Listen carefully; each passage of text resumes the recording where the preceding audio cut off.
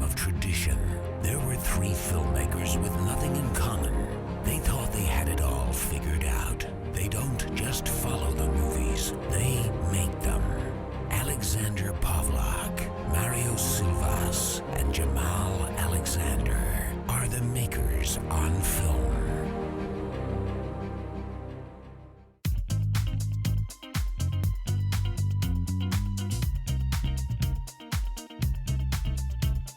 All right, hello and welcome to Makers on Film. My name is Alexander Pavlak. I am a writer-director. With me is Jamal Alexander, actor, and Mario I. Silvas, a cinematographer.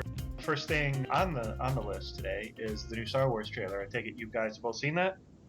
Yes. Yes, I have. Okay, so what are your impressions?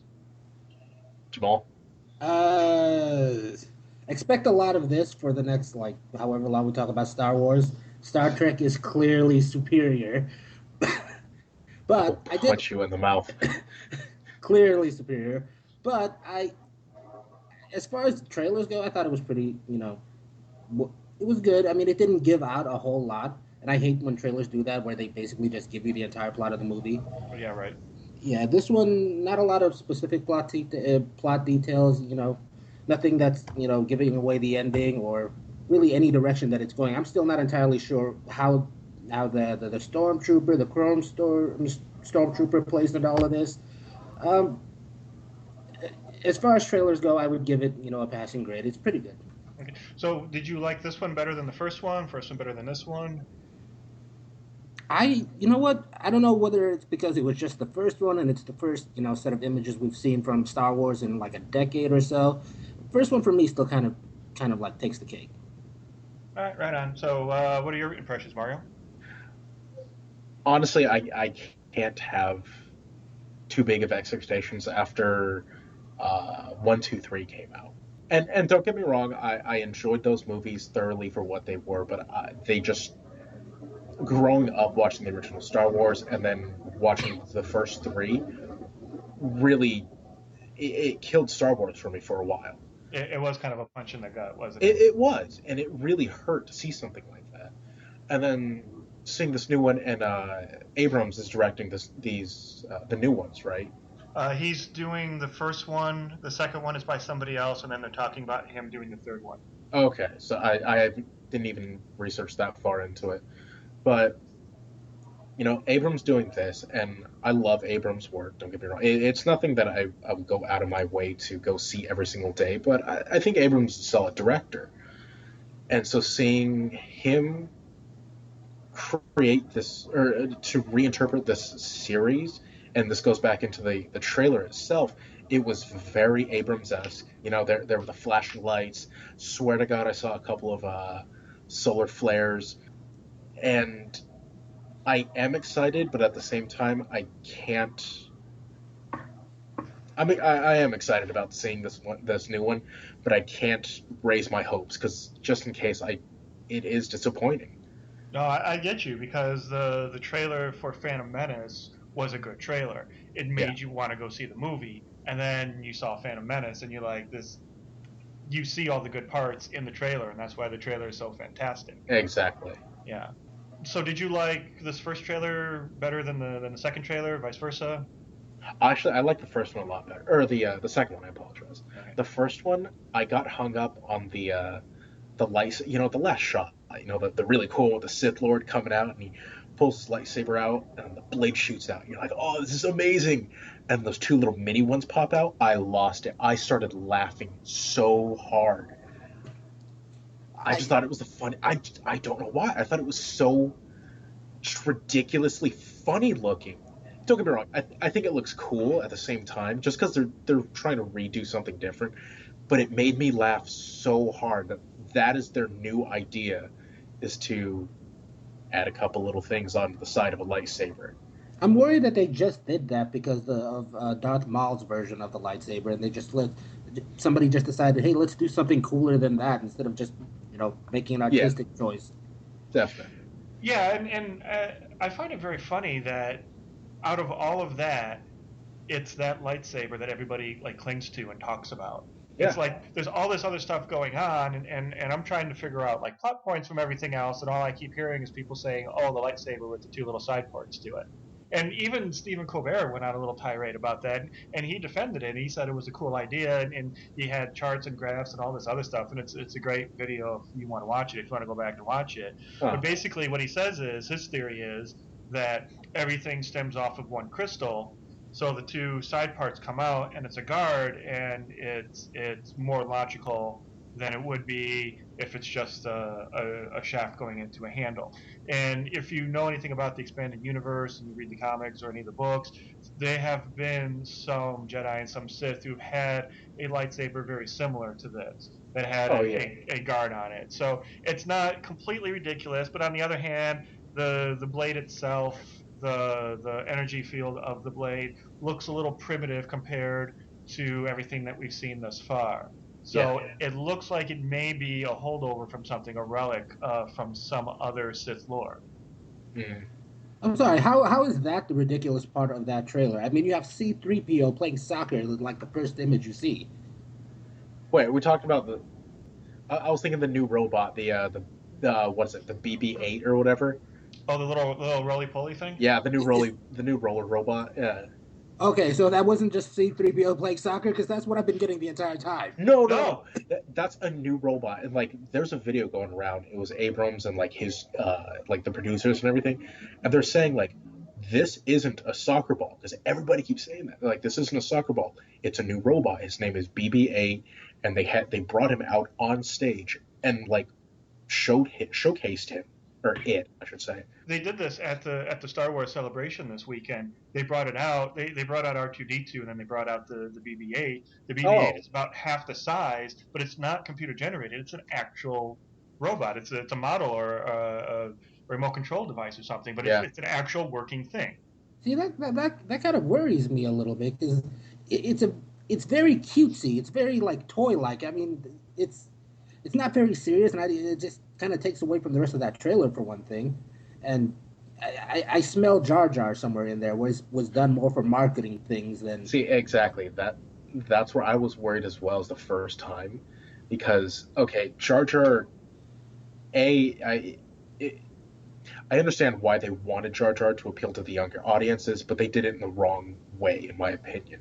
He Very was racist way, in my opinion. yeah, that too. Well, it was both those things, yes. Yeah, and so they're yes. How else are they going to get kids hooked onto this? Because you know, us as older, middle-aged, or not middle, like mid-aged guys, like we grew up on this stuff, but how are they going to get the younger generations to look at these things? Jar Jar was the answer to one of them, done poorly. And trust me, I've been to like kids' birthday parties as a guest, and there were just Jar Jar binks crap everywhere. The new BB-8 robot, I think, is going to be that. It's going to be the way that they're going to be able to bring in the new kids or the newer generations. Well, it's that, and it is marketing. It is going to be a toy, and you know you have to remember at the heart of all this, it is a Disney production. So Disney's going to throw in more cutesy things. Yeah, Hopefully, JJ is enough of a director and enough of a name that he can say, look, this is too ridiculous. This is dumb. This is too cutesy. We're trying to do something. And he loved the original Star Wars trilogy. He tried to make Star Trek more like Star Wars, which in some ways really helped and benefited that franchise. But he has never denied the fact that he's so passionate about these movies, and I think that's in part why he got this, and I think that's in part why I am giving him a lot of the benefit of the doubt. I'm giving him a lot of trust. The fact that he loved the series so much that he's not going to screw it up. He doesn't want to be known as the guy who totally, fucks up Star Wars again. right. Yeah, and I think he's more just a fan of Spielberg and Lucas. If they had offered him Crystal Skull, he probably would have done it. And who knows? Maybe no lead lined refrigerator there. I think Crystal Skull gets a bad rap in a lot of ways, and yes, him hiding in a refrigerator to escape a nuclear blast was a bit ridiculous. But if you remember, he also drank from the cup of Christ in the previous episode, so he really didn't need to do that because he kind of has immortality. I mean, he's essentially a mini god at that point in time. I mean, Harrison Ford's already lived through everything at this point in time. You know, The man was just oh, recently involved in a plane crash, and I'm sure the doctor looked at him and was like, "What the hell's Solo doing here? yeah. Walk it off, soldier." And the all he man's said from was, "I know," and then walked away from him. that man has been from Tatooine to South America to Amish country and still survived. And he crashed a plane recently and still survived. So Yeah, he, and he broke his foot on set too, and he still comes to work. Like he was out for like 5 weeks or something, and he comes Yeah, back to it was work. like out for a month. Yeah, so I'm actually watching that trailer or at the Star Wars BB-8 soccer ball robot, how it appears. Um, dude, that thing's a lot bigger than I thought it was. Yeah, it looks like way small. It does look soccer ball sized Yeah, on the first trailer. But yeah, like I said, it's a little more than half the size of R2D2. yeah, no, it definitely like the ball itself is It like probably comes up to just like your knee. yeah, almost, and then like the little head module part, this little eyeball, like adds another I don't know another foot or so is what it looks like. Yeah, so I'm very curious to know how this thing works. Is that magnetic? I mean, what's keeping that headpiece on the little roller ball? yeah, the It, practicality of that design is I'm not entirely sold on it. I mean, as far as in the context of the movie and how it's useful, I'm not entirely sold on just the ball. Well, it kind of reminds me of like, do you ever see those infomercials for that vacuum cleaner that has the little ball on the back of it? Yeah, And they always show how people try to use the original vacuum cleaner, and it's in that hazy black and white, and they look like they're struggling because apparently these are the dumbest people in the world who can't use something that we've had for centuries. what are you talking about the Roomba thingy? No, not the Roomba thingy, the Dyson Sphere. something like that. Yeah. Yeah, no, Oh yeah, yeah. So this is what I'm imagining. I'm imagining at some point there's going to be an infomercial of J.J. Abrams going, "Are you sick and tired of robots that can't take turns? Get this new ball robot." no, see, it's just going to be a replacement for the Roomba. It's going to be the BB-8 robot We're gonna see videos of cats riding it. dressed as sharks. I'm watching the video right now, and I'm wondering how does this thing deal with stairs? Oh, I mean, how does Well, R2D2 deal with stairs? He kind of falls over. Yeah. yeah, it's like me Again, after a night of drinking. another reason why Star Trek is clearly superior. Well, if you think about it, it's probably some sort of gyroscope. Like, realistically speaking, it's some sort of gyroscopic, or some sort of gyroscope inside of it, so it always maintains its upright position. Um, I mean, everything is most likely contained inside the soccer ball looking portion of it. And then the computer portions of it are in the little head, just exactly how you would think it would operate with, something like R2. I'm thinking that you could probably just grab the head and run off with it And then you can just get the ball chasing you for miles. It's like, give me back my head. And that's how the dark side was defeated. Exactly. But if you look at the set design of a lot of Star Wars buildings and whatnot, there's a lot of ramps there. It's very handicap accessible. So I'm sure this thing is not going to have a problem rolling around and getting everywhere it needs to go. Yeah, and I'm pretty sure just like, R2 in the last couple of movies, how he just kind of popped out with some new fucking jets. Yeah, I'm pretty sure, the little ball thing is going to have something like that too. Yeah, like their equivalent of the Bat Belt. Just reach in there and grab whatever the plot needs at that point. Yeah, exactly. Or maybe they'll just kick them.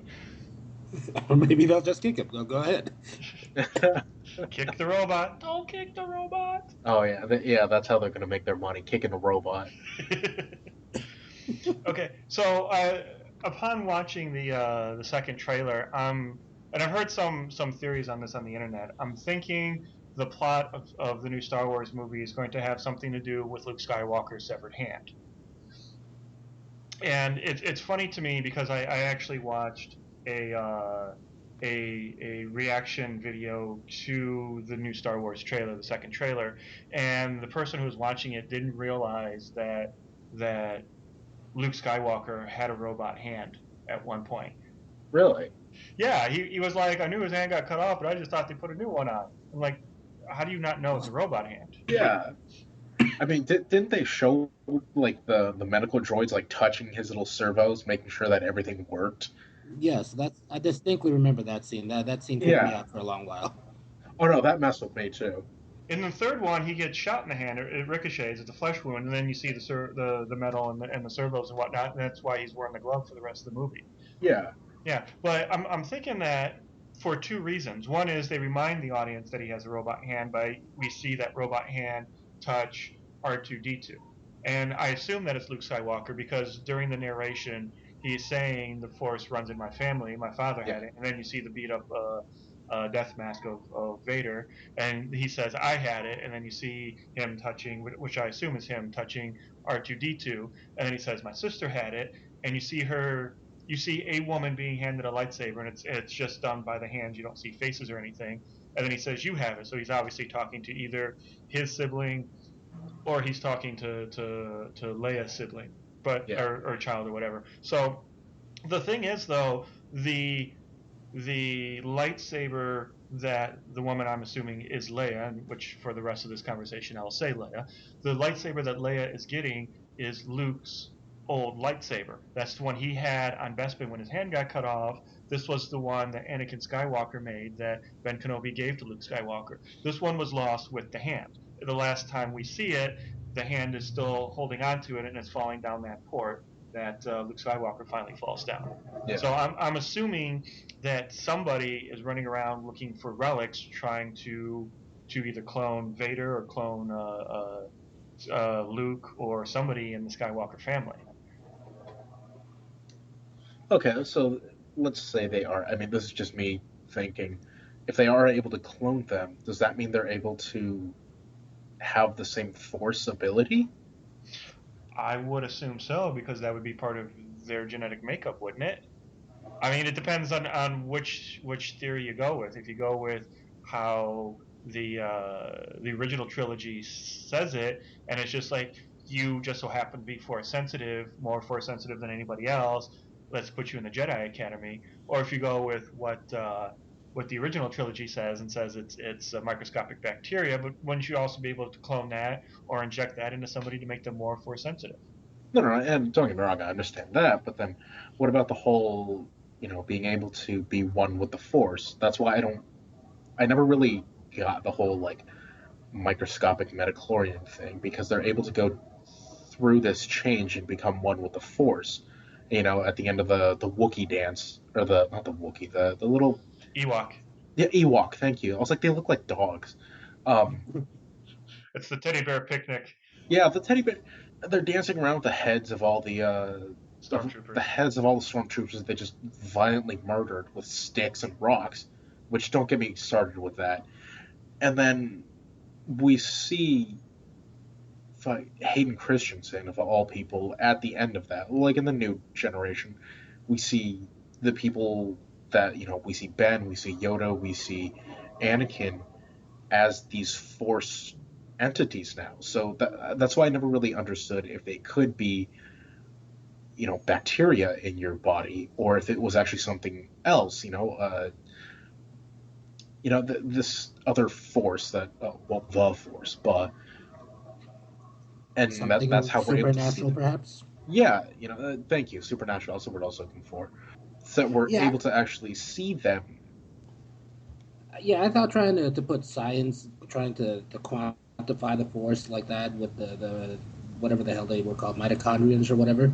Yeah. I thought that cheapened the actual force. I thought it just became like a medical condition, whereas before it was something you learned and studied, and yeah, you had some innate gift in, but it was selective. Well, Mm, it conjures up the thought that maybe other parasites would give you other powers. Like, oh, I have a tapeworm that gives me ESP.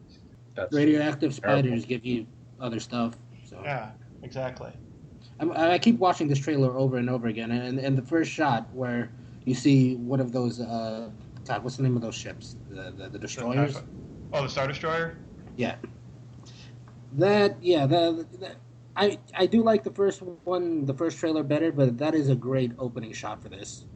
Yeah, that is pretty cool. I mean, like you see that and you immediately know, you know take out the music from this, and you immediately know this is a Star Wars movie coming up. That for me, the most iconic scene of Star Wars is the first shot where the destroyer is actually in sight. That is the image I associate with Star Wars. That is pretty iconic. Yes. Yeah. See, I want to bring up the trailer now. Apparently, I can't even do that on modern technology. And they keep that image of Darth Vader's helmet. Like I'm feeling like he might actually, in some form or fashion, maybe not the same person in it, but Darth Vader makes a return in this. From what I understand, it might be in like flashbacks or whatever. Yeah. Or it could be, and I just thought of this. It could be Anakin hanging out with Luke Skywalker, like Obi-Wan Kenobi was hanging out with Luke Skywalker. Hey, I'm a ghost. I got nothing else to do. Want to go hang out? Want to get a beer, son?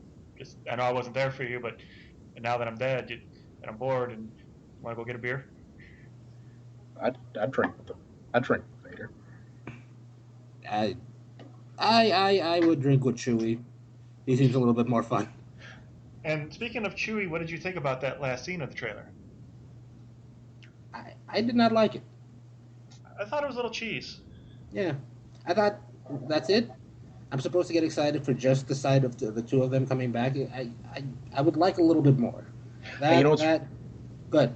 I'm sorry. No, it's really funny you say that because I actually was on another website and I pulled up that specific image right now, and I saw a video yesterday of this. He's a priest, and it's actually going pretty viral right now. But he was doing a live stream of him watching the Star Wars trailer. And he's like, I don't know, older guy, 50s, let's say. I don't want to age him too high, but he looked like a kid on Christmas when he saw Chewie and Han show up. And it's a shot-for-shot replica of the of what, episode 5, five. I'm sorry. It's a shot-for-shot replica of Han and Chewie. Their blasters are the same, the lights, everything is the exact same image. And you see this older guy seeing this for the first time, or seeing the new trailer for the first time, and looks like a kid on Christmas.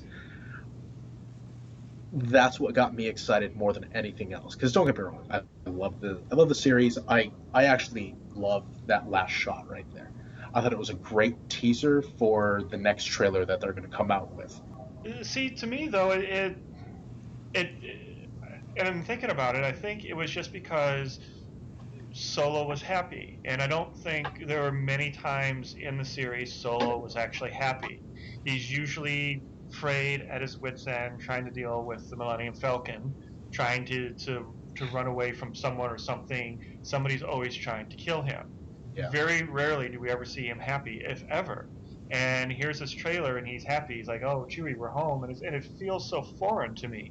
It's like, and this is what worries me. It's like these people sometimes, like Blues Brothers 2000. You have this guy who was this character 20 years ago. He comes back to do it again, and it's not the same magic. And I'm afraid that they're going to have lost whatever it was inside them that made these characters good, that made these characters interesting.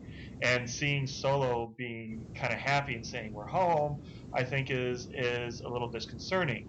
Had we seen something, and this probably would have been a little more cheesy, but it would have been a little more satisfying if it would have been Solo standing there looking at Chewie going, I have a bad feeling about this. And then kind of an ominous thing going on, but we don't ever really see it. And then it fades to black and we see the Star Wars logo. I think that would have been a little more satisfying to me because it would have felt a little more like Star Wars. It would have felt a little more like the Solo character. And I think it would have been like a little joke about the new series and how people might be feeling about it. That brings up a very good question in my mind. Do you think that it was necessary to bring back like original cast members and everything? Yeah. I don't know. I disagree. I think you could have started this off. You could have gone Star Trek with this and said it's been a long time. A lot of the characters that have passed on peacefully, and just set it in the same world. I would have still gone and seen it. I mean, and there's certain things you're never going to get away from Star Wars. I mean, you see a lightsaber, and that's pretty much enough to let you know what movie you're watching. So you don't necessarily need like original actors and original characters for like nostalgia's sake. The visuals of this movie alone are enough for nostalgia. Oh, definitely. I was gonna say, I think it's a matter of they're going to have cameos. They're just going to come in for some sort of nostalgic sake, but they're not going to be integral to the plot. I think the only one that's going to come close is going to be Luke, and he's probably going to take on the Obi-Wan Kenobi kind of role, where he's just guiding the next set of Jedi. I think that's going to be the extent of it. Yeah. I mean, it says right here on the IMDb page, it specifically says set 30 years after Star Wars Episode 6, Return of the Jedi. So the way that the character, from what I can, guess, is that yes, Luke is going to be taking on this, Ben Kenobi type feel. So he's going to be ushering this new age of, I don't want to say Jedi, but a new age, because the Empire is essentially dead at this point in time. The Jedi are all dead, have been dead for numerous years. So there needs to be some sort of um, of establishment back into this world, into this entire community, if you would. And so characters like Luke, is essential, but they're also going to need someone like Han, who is this, this nerf herder, if you would, and he's not necessarily integral into the actual story itself, but he is going to be necessary for what they need to get done for the next series in their plan. He's going to be a catalyst. He is. And having Chewie and Han back, I think, is a great move on their part. Carrie Fisher is supposed to come back in this thing. There are a lot of people who are going to be coming back. And I think they needed that. Because after episodes 1, 2, and 3, how many times have you heard someone say, "Oh yeah, Phantom Menace is my favorite Star Wars"? I've never heard. Never. No, I've never heard it. Okay. So how else are you going to rekindle people's love back for Star Wars? By getting somebody who is a fantastic director and who has a really good credit line to his movie career. And I mean, this also goes to the accreditation of Abrams himself. I mean, he's going to be producing Half-Life. He's going to be doing Portal. They're doing another Star Trek. I mean, he's doing a lot of fantasy-style movies right now. So why wouldn't they use him? And he knows that genre. He knows the type of personalities are going to be, into this. He's a younger guy, so he knows what's going to be going into it. And then on top of that, they're going to be bringing back Han. They're going to be bringing back Luke. They're going to be bringing back Leia. Integral characters into this storyline. And the Chewbacca Wookiee. And they're going to be bringing him back to be able to usher in this new age of love for the series all over again. So is it going to be as good as the original ones that we grew up watching? Debatable. Is it going to be better than 1, 2, and 3? God, I hope so. But with the stink of 1, 2, and 3, wouldn't it have been just a better idea to say, here, let's set them in this world, let's set them in the same place, but we'll start with a clean slate. It's a bunch of new characters. Skywalker isn't a name we use anymore. Solo isn't a name we use anymore. It's new characters, new direction, and we're going to start telling our own story, independent of the last, the trilogy that came before that pretty much killed it. Nobody's gonna want to see that, though. They're gonna want to see their favorite characters. What I've always heard from well before the Phantom Menace came out was that Lucas always saw this as a set of trilogies, 3 sets of trilogies, and it's supposed to follow the Skywalker name throughout each trilogy. It's right. The Father, the Son, and then the grandson, and the Holy Spirit. Yes, exactly. But it's supposed to be, this this torch and this name and how this name has shaped and changed, the galaxy and its environment. So I'm thinking that's what they did with this new Star Wars, that they're picking up with that. They're paying homage to it.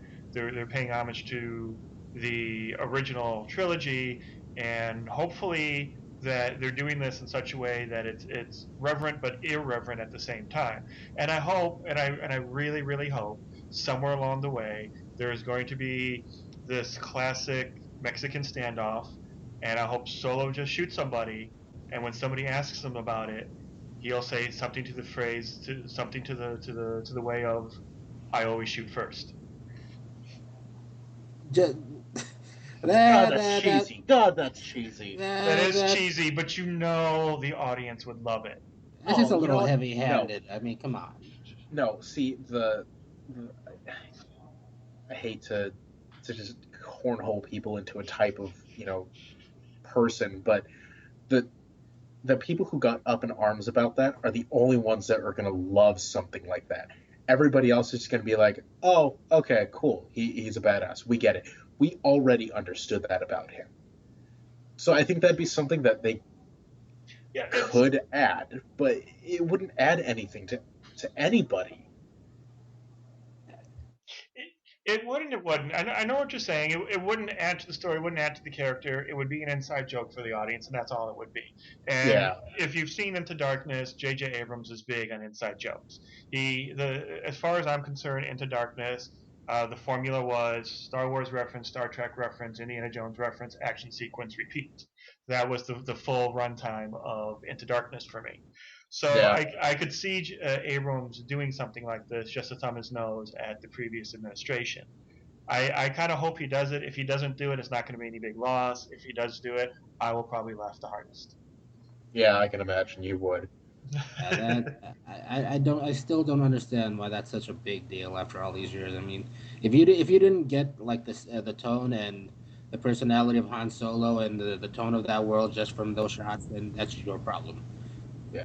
Well, the thing is, and this ruins a lot of directors, is that they start out their career and they're all full of beans and they want to prove themselves and throw the whole cinematic process on its ear, and they do these great things, and then they grow old and they get married and they have kids, and then they want their kids to see their movies, and they believe children can't watch Star Wars, which billions of children watch Star Wars. We all, back in the 70s, I was a child. I was like 5 or something when the first Star Wars came out. So you know these movies may not have been intended for children, but children watched them, and children were the ones who encouraged their parents to buy the toys, and their children were the ones who argued over who would be Han Solo, even though years later he has to change the Han Solo character to shooting second or shooting at the same time as Guido, because he felt that when Solo shot first, it made him a cold-blooded killer. It And villainized them in some sense. in some sense, yes, and I don't think that was really true, because everybody saw it for what it is. A mafioso type comes up to you and says, "I'm going to kill you now." That's not hyperbole. That's not a turn of phrase. No, that's something you can take to the bank in exchange for money. That guy is going to kill you. And Solo did the only thing he could in that situation to to to survive. And it's more insulting to the audience to think that Guido, who has been sitting there for 5 minutes with a gun trained on Solo, is such a bad shot that he shoots way past his head, which he's not really even aiming at. He's aiming at the center of his body. Right. And it's insulting to think that he misses so widely, or that his gun is so crappy that it malfunctions like this, and that Solo can pull off the shot. I'd rather see Solo shoot first and be that cocky son of a bitch, and then finally come around. Did you just say Guido? That's the character's name, Guido. Greedo. I'm sorry? Greedo. Gredo. Not Guido. I've actually heard it both ways. Why do you Okay, think? moron. Why do you think? Why do you think they went with Greedo? Because it sounds like Guido. And that adds to that character. He was the mafioso enforcer. What is So he driving? What is he driving? A flying scion? He's got like. hey, I gotta shoot you, and then I gotta go home and get some pasta Missoula. All of a sudden, I picture him in like a tracksuit and like jewelry and stuff. Dude, I'm sorry. I'm pretty sure you were making a great point, but I heard that and I'm like, did he just fucking say Guido right now? Like, I didn't hear you at all after that. Okay, Mr. Solo, I'm gonna bash you about the head and neck with this crowbar against the head and neck. You better not get any on my tracksuit, okay? What you coming up in my face for? But no, that's the kind of character Greedo was. Again, He in fairness to Alex, I have heard it both ways. I'm just now learning it's definitively Greedo. I always heard it as Guido. Whether people were saying Guido or not, I don't know. I'm Well, not trying to be racist, and I do apologize to any, people of Italian descent who are listening. I'm not. Oh, none of them are listening. I'm not gonna apologize. What? Is it really Guido? I don't know, but the point of my story is that this, adds to the character that is Solo. This is character development right here with the pull of the trigger. He is a badass. He does what he has to do to survive, and throughout the rest of the show, this is what he's doing. And is at the very end when he has a turn of heart where he comes back is really when he redeems himself. He's not supposed to redeem himself here, and Lucas thought that the audience was not smart enough for this, and that we would think Solo a bad guy, or we would be praising a villain, which always really stuck with me, especially with the original trilogy or the prequels, that Yeah. we have Anakin Skywalker being a pain in the ass to all of the heroes for 5.5 movies, and then he turns around and throws his boss down an elevator shaft, and all of a sudden he's a good guy again. And I'm thinking, no, we can't say that Solo shot second or at the same time as Greedo, and have Darth and say that that is better for the character and better for the audience because now he's a good guy because he had to shoot second, he can't do it in cold blood, which it was never in cold blood, Right. and have Darth Vader be this kind of character and turn it around at the last minute, and all is forgiven. And I understand that Luke would forgive him because he was trying to. This was his goal all along, but nobody else really should be that forgiving to him. But that's the only reason why I think it should have stuck with Solo shooting first or shooting only, because we had to see him at his worst to appreciate him coming back and basically saying, "I now believe in something greater than myself." It's to me a better journey for his character, but I guess that's just me. All right. No, I understand that.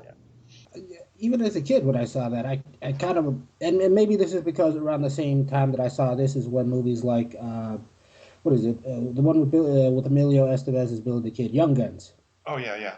Yeah, I thought of it. That's just the way of the old west. That's the feel I always got from the original Star Wars when they were following Han around. That he was just this weird space cowboy, and that at some planets were just like American Old West, and it never really bothered me that he would pull out his gun first. I mean, good guys, don't always act good. They don't necessarily have this high moral code for what they do.